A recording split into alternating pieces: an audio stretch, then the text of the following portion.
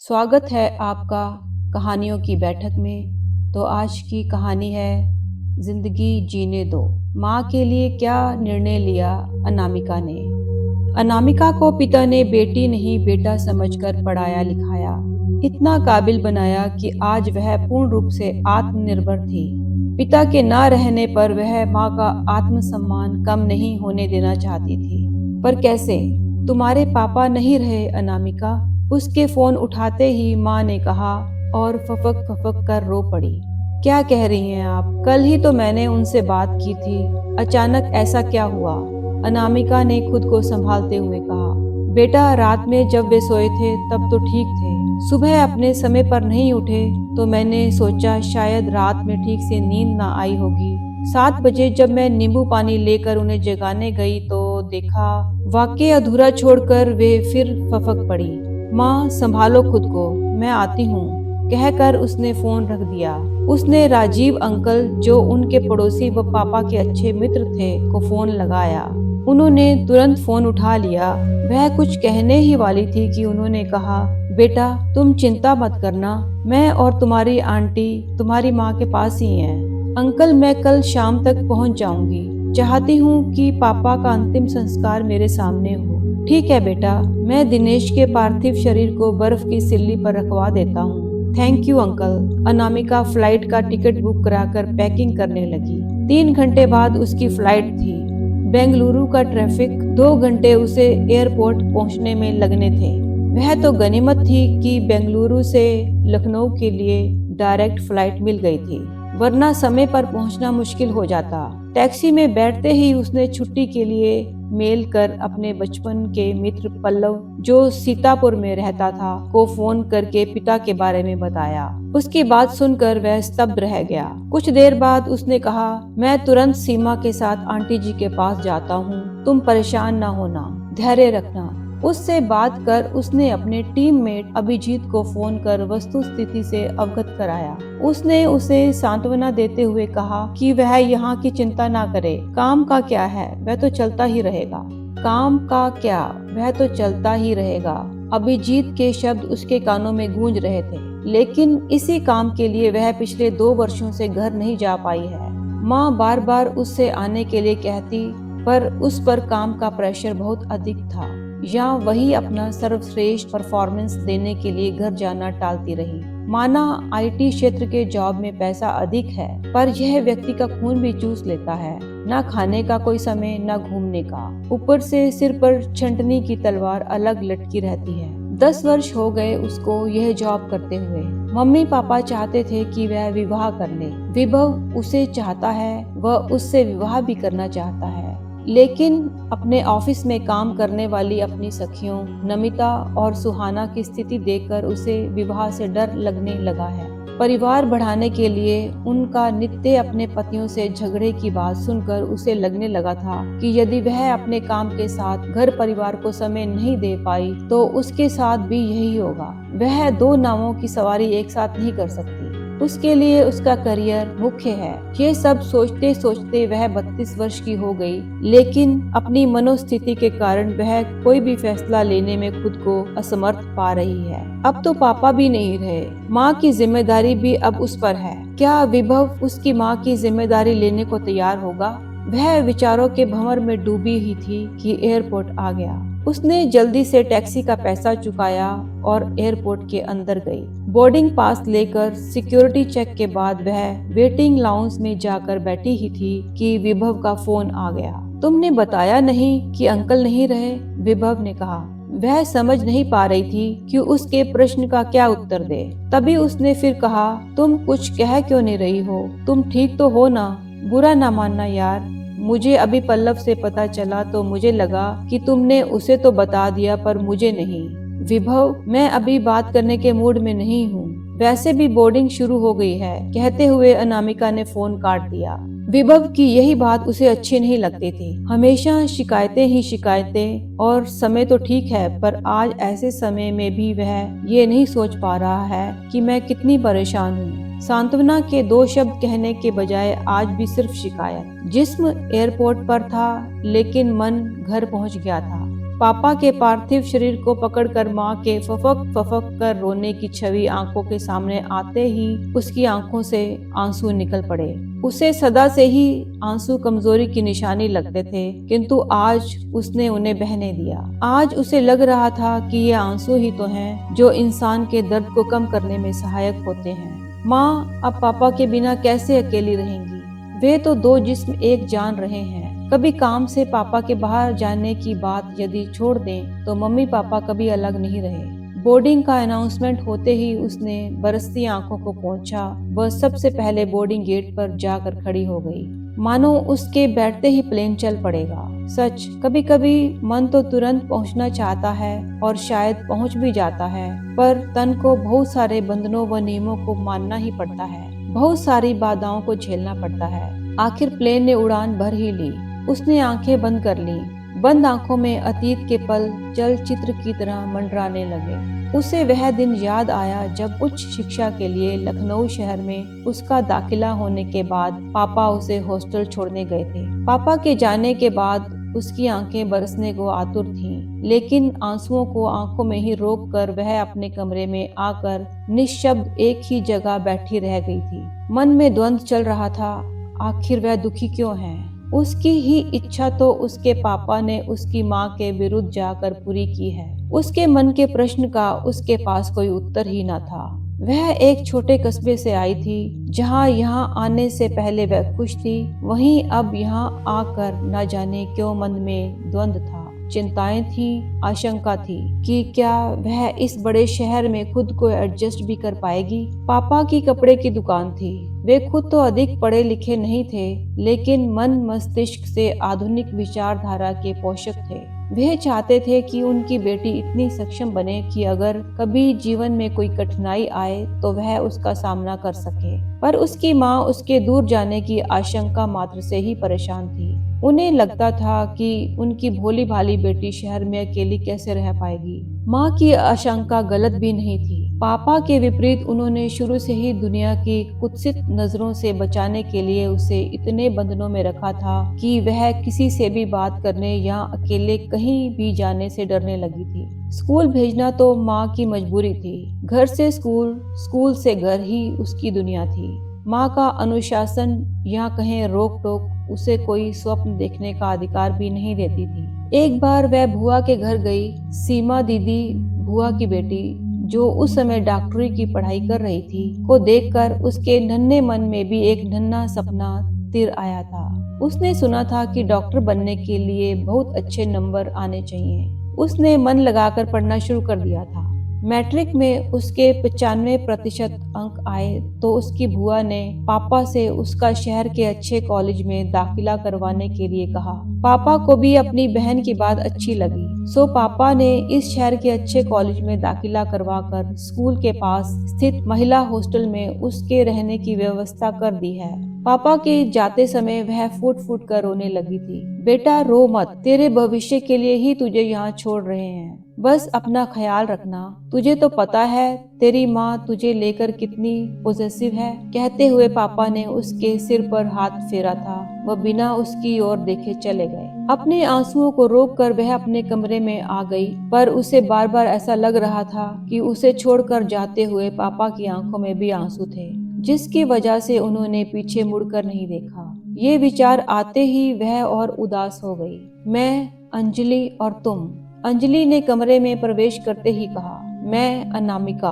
अपने विचारों के कवच से बाहर निकलते हुए उसने कहा, बहुत प्यारा नाम है, क्या करने आई हो? मैंने यहाँ जयपुरिया कॉलेज में 11वीं में एडमिशन लिया है। जयपुरिया, उसमें तो मैं भी पढ़ रही हूँ। क्या 11वीं में? नहीं, 12वीं में। ओहो, कहते हुए अनामिका के चेहरे पर उदासी झलक आई। क्यों, क्या हुआ? अरे क्लास 1 नहीं तो क्या हुआ, हमारा आना जाना तो साथ होगा। अंजलि ने उसके चेहरे की उदासी देखकर कहा। वह बात नहीं, मम्मी पापा की याद आ गई, अनामिका ने रोआंसी आवाज में कहा। मैं तुम्हारा दर्द समझ सकती हूँ। जब भी कोई पहली बार घर छोड़ता है उसकी मनोदशा तुम्हारी तरह ही होती है, पर धीरे धीरे सब ठीक हो जाता है। आखिर हम अपना करियर बनाने के लिए यहाँ आए हैं। अच्छा, बेसन के लड्डू खाओ। मैं भी कल ही आई हूँ, माँ ने साथ में रख दिए थे। अंजलि ने अनामिका का मूड ठीक करने का प्रयास करते हुए कहा। बहुत अच्छे बने हैं, अनामिका ने लड्डू खाते हुए कहा। अच्छे तो होंगे ही, इनमें माँ का प्यार जो मिला है। अच्छा, अब मैं चलती हूँ, थोड़ा फ्रेश हो लूँ। अपने कमरे में जा रही थी। ये कमरा खुला देखकर तुम्हारी ओर नजर गई तो सोचा मिल लूं अपनी नई आई सखी से। मेरा कमरा तुम्हारे कमरे के बगल वाला है, रूम नंबर 205। रात में 8 बजे खाने का समय है, तैयार रहना। और हाँ, अपना ये बिखरा सामान आज ही समेट लेना, कल से तो कॉलेज जाना है, अंजलि ने कहा। अंजलि के जाते ही अनामिका अपना सामान अलमारी में लगाने लगी कि तभी मोबाइल की घंटी बज उठी। फोन माँ का था। बेटा तू ठीक है ना? सच तेरे बिना यहाँ हमें अच्छा नहीं लग रहा, बहुत याद आ रही है तेरी। माँ मुझे भी, कहकर वह रोने लगी। तू लौट आ, माँ ने रोते हुए कहा। अनामिका क्या हुआ? अगर तू ऐसे कमजोर पड़ेगी तो पड़ेगी कैसे? बेटा रोते नहीं है, तेरी माँ तो ऐसे ही कह रही है। अगर तुझे नहीं पढ़ना तो आ जा, मैं तुम्हें रोकूंगा नहीं, लेकिन कोई भी फैसला लेने से पहले ये मत भूलना कि पढ़ाई के बिना जीवन बेकार है, चाहे लड़का हो या लड़की। जीवन के रण संग्राम में खुद को स्थापित करने के लिए शिक्षा बेहद आवश्यक है। क्षणिक निर्णय सदा आत्मघाती होते हैं बेटा, सो जो भी निर्णय लेना सोच समझ कर लेना, क्योंकि इंसान का सिर्फ एक निर्णय उसके जीवन को बना भी सकता है और बिगाड़ भी। पापा ने माँ के हाथ से फोन लेकर कहा। अरे तुम अभी भी बात कर रही हो, खाना खाने नहीं चलना? अंजलि ने कमरे में आकर कहा। पापा मैं खाना खाने जा रही हूँ, आकर बात करती हूँ। वह अंजलि के साथ मेस में गई। वहाँ उसकी तरह ही लगभग 15 लड़कियां थी। सभी ने उसका बेहद अपनेपन से स्वागत किया। सबसे परिचय करते हुए उसने खाना खाया। रेखा और बबीता नौकरी कर रही थी, जबकि अन्य लड़कियां पढ़ रही थी। खाना घर जैसा तो नहीं, लेकिन ठीक ठाक लगा। खाना खाकर जब वह अपने कमरे में जाने लगी तो उसके साथ चलती रेखा ने उसके पास आकर कहा, अनामिका तुम नई नई आई हो, इसलिए कह रही हूँ कि हम सब यहाँ एक परिवार की तरह रहते हैं। तुम खुद को अकेला मत समझना। कभी मन घबराए या अकेलापन महसूस हो तो मेरे पास आ जाना। मेरे कमरे का नंबर 208 है। रेखा की बात सुनकर एकाएक उसे लगा कि जब ये लोग रह सकती हैं तो वह क्यों नहीं। मन में चलता द्वंद्व ठहर गया था। अंजलि ने बताया था कि सुबह 8 बजे नाश्ते का समय है। अपने कमरे में आकर अब वह काफी व्यवस्थित हो गई थी। माँ का फोन आते ही उसने सारी घटनाओं के बारे में बताते हुए कहा, माँ चिंता मत करो, मैं ठीक हूँ, यहाँ सब लोग अच्छे हैं। ठीक है बेटा, ध्यान से रहना। आजकल के जमाने में किसी पर भरोसा करना ठीक नहीं है। कल तेरा स्कूल का पहला दिन है, अपना ख्याल रखना। स्कूल से सीधे हॉस्टल आना और मुझे फोन करना। जी माँ। ढेरों ताकीदें देकर माँ ने फोन रख दिया था। माँ उसके लिए चिंतित जरूर रहती थी, लेकिन उन्होंने उसे कभी किसी ढोंग या ढकोसले, रूढ़ियों, बेड़ियों व परंपराओं में नहीं बांधा था। समय पंख लगाकर उड़ता गया, पता ही नहीं चला। हायर सेकेंडरी के साथ उसने इंजीनियरिंग की कोचिंग शुरू कर दी। उसकी खुशी की सीमा ना रही जब वह JEE मेंस में क्लियर हो गई। IIT में दाखिले के लिए उसे JEE एडवांस की परीक्षा देनी थी। उसकी मेहनत का परिणाम था कि वह प्रथम बार में ही इसमें भी सफल हो गई। आखिरकार उसे IIT कानपुर में दाखिला मिल गया। मम्मी पापा की खुशी का ठिकाना न था। उनके परिवार में वह लड़के लड़कियों में पहली थी जो इंजीनियरिंग पढ़ेगी। उसके बाद उसने मुड़कर नहीं देखा। माँ कभी विवाह के लिए कहती तो वह कह देती मुझे समय नहीं है, या जॉब के साथ घर परिवार मुझसे ना हो पाएगा। वैसे भी उसे कभी लगा ही नहीं कि उसे विवाह करना चाहिए। पिछले 10 वर्षों में वह कई लोगों के संपर्क में आई। कुछ लोगों ने उससे विवाह की इच्छा जताई, पर वह आगे नहीं बढ़ पाई, क्योंकि कुछ ही दिनों में उस पर उसकी पुरुषवादी मानसिकता प्रभावी होने लगती और उसे अपने आगे बढ़े कदमों को पीछे खींचना पड़ता। इसके साथ ही उसे यह भी लगता कि वह अपने माता पिता की अकेली लड़की है। अगर कभी उन्हें उसकी आवश्यकता पड़ी तो क्या उससे विवाह करने वाला पुरुष उसकी भावनाओं को समझेगा? जब वह छोटी थी तो अक्सर मम्मी पापा के हितैषी उनसे परिवार के वारिस की बात करते तो पापा कहते कि मेरी अनामिका मेरे लिए पुत्र और पुत्री दोनों हैं। आजकल ना पुत्र पास में रहता है और ना पुत्री, फिर किसी से आस क्यों? माना मम्मी पापा उससे आस नहीं करते हैं और ना ही कभी करेंगे, लेकिन उम्र की तो अपनी बंदिशें होती हैं। अब हम लखनऊ के चौधरी चरण सिंह एयरपोर्ट पर उतर रहे हैं कि आवाज ने उसे अतीत से वर्तमान में ला दिया। प्लेन की खिड़की से उसे नजर आते छोटे छोटे घरों, पेड़ पौधों तथा पतली धार में दिखती गोमती नदी को देखना बहुत अच्छा लगता था, पर आज उसको कुछ अच्छा नहीं लग रहा था। प्लेन के लैंड करते ही उसने मोबाइल ऑन कर माँ को फोन मिलाया। फोन चाचा जी ने उठाया। उसकी बात सुनकर उन्होंने कहा, बेटा सब तेरा ही इंतजार कर रहे हैं। उसने प्लेन में बैठे बैठे ही कैब बुक करवा ली, जिससे बाहर निकलते ही वह चल सके। जैसे ही वह एयरपोर्ट से बाहर निकली, कैब मिल गई और वह तुरंत चल पड़ी। वह कुछ तो मिस कर रही थी, शायद पापा को। दरअसल जब भी वह घर आती थी, पापा का न जाने कितनी बार फोन आ जाता था, बेटा तू कहाँ तक पहुँची है, अभी आने में कितना समय और लगेगा। जब वह घर पहुंचती, मम्मी पापा गेट के पास खड़े उसका इंतजार करते मिलते। उसके पहुंचते ही गर्मा गर्म जलेबियां और खस्ता कचौरियां मिल जाती थी, क्योंकि उसे जलेबियां बहुत पसंद थी। आज इस समय वह सबसे अधिक पापा के फोन को मिस कर रही थी। लगभग 1.5 घंटे में वह सीतापुर अपने घर पहुंची। सभी उसका इंतजार कर रहे थे। पल्लव और सीमा भी वहां उपस्थित थे। अंतिम क्रिया की सारी तैयारियां हो चुकी थी। उसके घर पहुंचते ही परिवार के सदस्यों ने पिताजी के पार्थिव शरीर को शमशान घाट ले जाने की तैयारी शुरू कर दी। उनको उठाने को 4 लोग बढ़े तो उसने कहा, पिताजी को कंधा मैं भी दूंगी। ये कैसी बात कर रही है बिटिया, हमारे घर की लड़कियां शव यात्रा में सम्मिलित नहीं होती। तेरा भाई अमित है ना, वह बेटे की जिम्मेदारी निभाएगा। उसके चाचा अविनाश ने उसे रोकते हुए कहा, बेटा तेरे चाचा ठीक कह रहे हैं, अमित और रोमेश तो हैं ही। उसके मामा जितेंद्र ने कहा। उनके पीछे खड़ा उनका पुत्र रोमेश भी उनका समर्थन करता प्रतीत हो रहा था। चाचा जी प्लीज मुझे पापा के प्रति अपना कर्तव्य निभाने दीजिए। उसने मामा की बात को अनसुना करते हुए चाचा जी से कहा, बेटा लेकिन राकेश जी प्लीज, अनामिका ठीक कह रही है। दिनेश जी के लिए वह बेटी नहीं बेटा ही थी। उन्होंने इसे इसी तरह काबिल और आत्मनिर्भर बनाया जैसे वे अपने बेटे को बनाते। इसे अपने पिता के प्रति कर्तव्य निभाने दीजिए। राजीव अंकल का सहयोग मिलते ही उपस्थित सभी लोगों के सुर धीमे पड़ गए। उसने शुरू से अंत तक सारे कर्तव्य निभाए। उसका बचपन का मित्र पल्लव और उसकी पत्नी सीमा भी लगातार उसे सहयोग देते रहे। चाचा जी को उसकी छोटी जाति के कारण उसका आना बिल्कुल पसंद नहीं था, लेकिन वे चुप ही रहे, क्योंकि वे जानते थे कि उनके कहने का अनामिका पर कोई असर नहीं होगा। भाभी को तो होश ही नहीं है। माँ की स्थिति देखकर अनामिका सोच रही थी कि सच एक स्त्री का सारा मान सम्मान, साज श्रृंगार पति ही होता है। पति के बिना उसकी जिंदगी अधूरी है। उसने कभी उन दोनों को झगड़ते नहीं देखा, न ही अपनी इच्छा को दूसरे पर थोपते देखा था। उसकी नजरों में वे आदर्श पति पत्नी थे। माँ की हालत देखकर उसने छुट्टी बढ़ा ली। साथ ही उसे वर्क फ्रॉम होम की इजाजत मिल गई थी, लेकिन ऐसा कब तक चलेगा? उसे समझ में नहीं आ रहा था कि वह क्या करे। नौकरी उसका पैशन है, जबकि माँ जिम्मेदारी। एक दिन उसे लैपटॉप पर काम करते देखकर उसकी माँ ने कहा, बेटा तेरे काम में हर्जा हो रहा होगा, अब तू अपने काम पर लौट जा, मेरी चिंता मत कर, मैं अब ठीक हूँ। नहीं माँ, आपकी खुशी से ज्यादा मेरा काम नहीं है। मैं आपके लिए अपना जॉब छोड़ सकती हूँ, पर आपको अकेले छोड़कर नहीं जा सकती।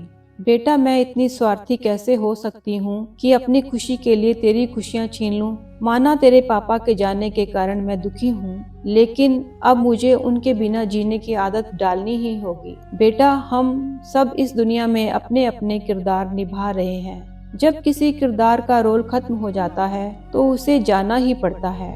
बेटा तेरे पिता का इस संसार में किरदार खत्म हो गया था, इसलिए उन्हें जाना पड़ा। अब मुझे अपना और तुझे अपना किरदार निभाना है। माँ ने उसकी ओर देखते हुए कहा। किरदार? आप क्या कह रही हैं माँ? मुझे कुछ समझ में नहीं आ रहा है, अनामिका ने कहा। बेटा अब हमें अपने अपने किरदार अर्थात अपने कर्तव्य निभाने होंगे। मुझे तेरे पापा की दुकान को संभालना होगा और तुझे अपना काम फिर ज्वाइन करना होगा, जिसके लिए तूने इतनी मेहनत की है। माँ दुकान आप संभालोगी? अनामिका ने आश्चर्य से पूछा। क्यों, क्या हुआ? जब तुम बाहर जाकर काम कर सकती हो तो मैं क्यों नहीं? वैसे भी तुम्हारे पापा मुझसे दुकान की हर बात शेयर करते रहे हैं। मुझे विश्वास है मैं सब संभाल लूंगी। वैसे भोला तो है ही, तुम्हारे पापा के कहीं जाने पर वही दुकान संभालता था। तेरे पापा को उस पर बहुत विश्वास था। कल जब तू सो रही थी तब वह आया था। वह कह रहा था कि मालकिन, जो होना था वह तो हो गया, पर आप इस दुकान को बंद मत कीजिएगा। सदा मालिक का नमक खाया है। छोटा मुंह बड़ी बात मालकिन, मैं झूठ नहीं बोलूंगा। आप तो जानती ही हैं मालकिन की इस दुनिया में मालिक की यादें हैं। बेटा, मुझे उसकी बात ठीक लगी। वह छोटा था तभी तेरे पापा उसे गांव से लेकर आए थे। उसका विवाह भी हमने ही करवाया था। अब इस उम्र में वह बाल बच्चों को लेकर कहाँ जाएगा। तेरे पापा द्वारा छोड़ी जिम्मेदारियों को निर्वहन करना अब मेरा कर्तव्य ही नहीं, दायित्व भी है। कहते हुए माँ की आंखें भर आई थी। आपका सोचना ठीक है माँ, पर माँ आप अकेली कैसे रहोगी। अनामिका की आंखों में चिंता झलक रही थी। मैं अकेली कहाँ हूँ बेटा, मेरे साथ तेरे पापा की यादें हैं, अड़ोसी पड़ोसी हैं, भोला है, फिर जब चाहूँ तुमसे बात कर सकती हूँ। इस मोबाइल की वजह से दुनिया बहुत छोटी हो गई है। बस एक रिक्वेस्ट है, तू अब विवाह कर ले। देख, कोई बहाना मत करना। माता पिता के जीवन की यही सबसे बड़ी खुशी है कि उनकी संतान अपने घर परिवार में खुश रहे। माँ ने चेहरे पर मुस्कान लाते हुए उसे समझते हुए कहा, माँ, विवाह करना आसान नहीं है, लेकिन आपको विश्वास दिलाती हूँ कि जब भी मुझे समझने वाला लड़का मिल जाएगा उसे आपसे जरूर मिलवाऊंगी। ठीक है बेटा, मेरी चिंता छोड़कर अब तू अपने काम पर जा। तेरी खुशी ही मेरी खुशी है। आखिर माँ की जिद के आगे अनामिका को हथियार डालने ही पड़े। वह बेंगलुरु लौटते हुए सोच रही थी कि उसकी माँ समय के साथ चलने का जज्बा ही नहीं रखती, बहादुर भी है। अभी उसे बेंगलुरु आए हुए महीना भर ही हुआ था कि भोला का फोन आया। दीदी, अब हम क्या कहें? कहने में अच्छा तो नहीं लग रहा है, लेकिन अगर हम नहीं कहेंगे तो हम मालिक के प्रति अपना फर्ज नहीं निभा पाएंगे। क्या हुआ भोला, खुलकर कहो। दीदी, आपके आने के बाद रोमेश भैया दुकान पर आकर बैठने लगे हैं। कभी कभी मामा जी भी आ जाते हैं। हिसाब किताब के 2 रजिस्टर बना लिए हैं। माली का तो एक ही रजिस्टर था। हमें उनकी नीयत ठीक नहीं लग रही है। क्या? और माँ, रोमेश भैया के यहाँ आने के बाद उन्होंने दुकान पर आना बंद कर दिया है। वे रहते कहाँ हैं? मालकिन के घर पर ही सब आ गए हैं। अच्छा किया जो तुमने हमें बता दिया, हम देखते हैं। दीदी, मालकिन को ना बताइएगा कि हमने आपको बताया है, वरना अगर मामा जी को पता चल गया तो वे हमें नौकरी से निकाल देंगे। हम किसी को कुछ नहीं बताएंगे, तुम निश्चिंत रहो। रोमेश दुकान पर बैठने लगा है, सुनकर वह अचंभित थी। मामा जी अपने कार्य के प्रति कभी समर्पित नहीं रहे। पिता से विरासत में मिले व्यवसाय को उन्होंने सुरा सुंदरी में गंवा दिया। मामी जी ने उन्हें उनके दुर्व्यसन से मुक्ति दिलवाने की बहुत कोशिश की, लेकिन वे उनकी हर कोशिश को अपनी शक्ति बल से नाकाम कर देते थे। मामी ये सब सह नहीं पाई। आखिरकार एक दिन उन्होंने मौत को गले लगा लिया। मामा जी तब भी नहीं सुधरे। माँ ने उन्हें समझाने की कोशिश की तो वे उनके साथ भी अभद्र व्यवहार करने लगे। पापा ने उनसे दूरी बना ली थी। उनके स्वभाव के कारण माँ भी उनसे कतराने लगी। माँ को दुख था कि 10 वर्षीय रोमेश उचित देखभाल न होने के कारण आवारा लड़कों की संगत में पड़कर बिगड़ता जा रहा है। उसे कुछ समझ नहीं आया तो उसने माँ को फोन मिलाया। फोन उठाते ही माँ ने कहा, बेटा, तुम मेरी चिंता ना किया करो। तेरे मामा जी और रोमेश मेरे पास आ गए हैं। रोमेश ने सब संभाल लिया है। लेकिन माँ, वे सब भूली बिसरी बातें हैं। मैं भूल चुकी हूँ, तू भी भूल जा। वे दोनों मेरा बहुत ख्याल रखते हैं। माँ की बात सुनकर वह क्या कहती। उसने फोन रख दिया। माँ की बातों से उसे लगा भोला सच कह रहा है। मामा जी ने माँ को अपने मोह जाल में फंसा लिया है। फोन से उन्हें समझाना संभव नहीं है, क्योंकि ये बात उस समय वे समझ ही नहीं पाएंगी। अब उसे ही उनके इस तिलिस्म को तोड़ना पड़ेगा। उसने छुट्टी के लिए अप्लाई कर टिकट बुक करवाया। जैसे ही वह लखनऊ पहुंची, अपने मित्र पल्लव को सारी बातें बताते हुए उसने उससे दुकान पहुंचने का आग्रह किया। दरअसल वस्तु स्थिति का पता लगाने के लिए उसने घर न जाकर सीधे दुकान जाना उचित समझा। तब तक पल्लव भी वहां पहुंच चुका था। दुकान में प्रवेश करते ही उसने देखा कि रोमेश दुकान में अपने मित्र के साथ शराब पीते हुए ताश खेल रहा है। दुकान के अन्य कर्मचारी उनकी खातिरदारी में लगे हैं। बस भोला ही कस्टमर को अटेंड कर रहा है। उसे देखकर एक खरीदार ने कहा, हम तो वर्षों से यहीं से खरीदते आ रहे हैं। अब ना वैसा सामान है ना वैसा माहौल। अब कोई दूसरी दुकान ढूंढनी पड़ेगी। चलो जी, शराब की महक के कारण यहाँ बैठना भी मुश्किल हो रहा है। उसी समय खरीदार करने आई महिला ने उठते हुए अपने पति से कहा। भोला उसे देखकर चौंक गया, जबकि अपने खेल में मस्त रोमेश को उसके आने का पता ही नहीं चला। भोला, यहाँ क्या हो रहा है? तुम तो पुराने कर्मचारी हो, तुमने मुझे पहले क्यों नहीं बताया? उसकी कड़क आवाज सुनकर रोमेश उठ खड़ा हुआ, बोला, दीदी आप अचानक यहाँ कैसे? मैं अचानक यहाँ आई हूँ, तभी तो तुम्हारी करतूतों का पता चला। अभी यहाँ से 2 ग्राहक असंतुष्ट होकर गए हैं। तुम तो अपनी हरकतों से पापा का नाम डुबोने में लगे हो। सॉरी दीदी, अब ऐसा नहीं होगा। तुम ठीक कह रहे हो, अब ऐसा नहीं होगा। चाबी मुझे दो और निकल जाओ दुकान से। और तुम लोग ग्राहकों की सेवा के लिए नियुक्त किए गए हो, ना कि इनकी सेवा के लिए। अब से भोला इस दुकान को संभालेगा और तुम सबको उसकी बात माननी होगी। अनामिका ने कड़क आवाज में रोमेश की ओर देखते हुए अन्य कर्मचारियों से कहा। रोमेश उसे चाबी देकर चला गया। अनामिका ने चाबी पल्लव को पकड़ाई और वह झिझका, लेकिन जब अनामिका ने कहा कि पापा के बाद इस शहर में वह सिर्फ उस पर भरोसा कर सकती है, तब उसने चाबी ले ली। इसके बाद उसने कहा, भोला तुम इनका मोबाइल नंबर नोट कर लो, अगर तुम्हें कोई परेशानी हो तो इन्हें फोन कर लेना। दुकान की एक चाबी तुम रखो तथा एक इनके पास रहेगी। वह पल्लव से फिर मिलने की बात कहकर अपने घर पहुंची। उसे देखकर माँ चौंकी, बोली, बेटी तू अचानक, सब ठीक है ना? सब ठीक है मामा, आप यहाँ कैसे? उसने चौंकते हुए कहा। बेटी तेरे भाई रोमेश ने दुकान का काम अच्छे से संभाल लिया है, तेरे मामा उसे गाइड करते रहते हैं। माँ, तुम्हें मामा और रोमेश के बारे में सब पता है, फिर भी अब वे बहुत बदल गए हैं, माँ ने अपने भाई की ओर देखते हुए कहा। माँ, कुत्ते की दुम कभी सीधी नहीं होती। कहते हुए उसने मामा की ओर देखते हुए दुकान पर घटित सारी घटना उन्हें बताई तथा ये भी कि दुकान के इस माहौल के कारण ग्राहक भी असंतुष्ट हैं। मामा जब तक कुछ कहते, रोमेश आ गया। रोमेश की हालत देखकर मामा कुछ कह नहीं पाए। मामा, आप माँ के भाई हैं, मेरा आपको कुछ भी कहने का अधिकार नहीं है, लेकिन क्या आप चाहते हैं कि माँ भी आपकी तरह बर्बाद हो जाए? मेरी आपसे विनती है कि आप माँ को सम्मान से जीने दीजिए, उनसे उनका अधिकार मत छीनिए। कहकर वह अपने कमरे में चली गई।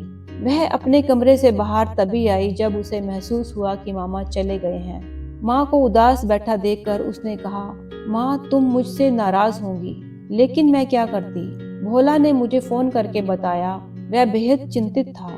मैं सीधे घर न जाकर पहले दुकान इसलिए गई थी जिससे कि वास्तविक स्थिति का पता लगा सकूं। जैसा कि मैंने आपको बताया, स्थिति सचमुच भयावह थी।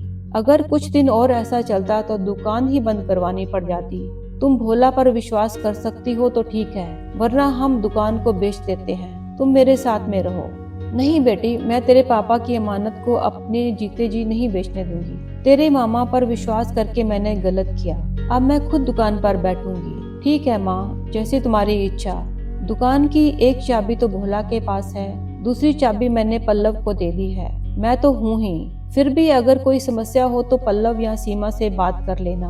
बहुत ही भले हैं दोनों, तुम उन पर विश्वास कर सकती हो। माँ की कश्मकश को विराम देते हुए अनामिका ने उनकी गोद में लेटते हुए कहा। वह उसका सिर सहलाते हुए सोच रही थी कि अनामिका के बाहर जाते ही दिनेश जी ने कहा था, सावित्री, हर इंसान को समर्थ होना चाहिए जिससे वक्त जरूरत पर उसे किसी के सहारे की आवश्यकता ना पड़े। अब वह किसी पर अंधविश्वास नहीं करेगी, वह खुद अपनी जिम्मेदारी उठाएगी। अपनी बेटी को व्यर्थ परेशान ना करो, उसे अपनी जिंदगी जीने दो।